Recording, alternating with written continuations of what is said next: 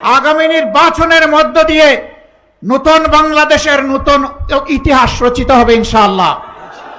একটা আহ্বান আপনাদের প্রতি, আমার ভাই বিএনপির সম্মানিত নেতা বলেছেন বাংলাদেশের স্বাধীনতার পর কোনো নির্বাচন সুষ্ঠু হয়নি। একটা সুষ্ঠু নির্বাচনের পিপাসা নিয়ে জাতি এখন অপেক্ষা করছে। এই নির্বাচনে অতীতের মতো কোনো ইঞ্জিনিয়ারিং, কোনো মেকানিজম অথবা ভোট কেড়ে নেওয়ার কোনো পায়তারা চালানো হলে আমি আপনাদেরকে বলবো আপনারা বুলেট হয়ে গর্জন করবেন। ওই দুষ্ট হাত আপনারা অবশ করে দেবেন। শুধু ভোট দিবেন না, ভোটের পাহারাদারিও করবেন।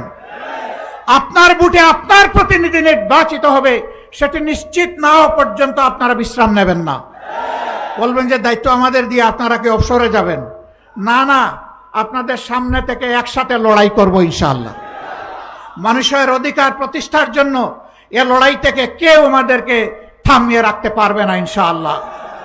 ভোট পছন্দের প্রার্থীকে যে যাকে পছন্দ করে তাকে দেবে, কিন্তু আমাদের অনুরোধ আমাদের সকল ভাই মা এবং বোনেরা যেন ভোটের সেন্টারে যান, ধৈর্য ধরে ভোট যেন তারা দিয়ে আসেন, কোনো বিশৃঙ্খলা হলে সফলভাবে যেন মোকাবেলা করেন এবং জানিয়ে দেন যে ওই বাংলাদেশ শেষ, আজ থেকে নতুন বাংলাদেশ।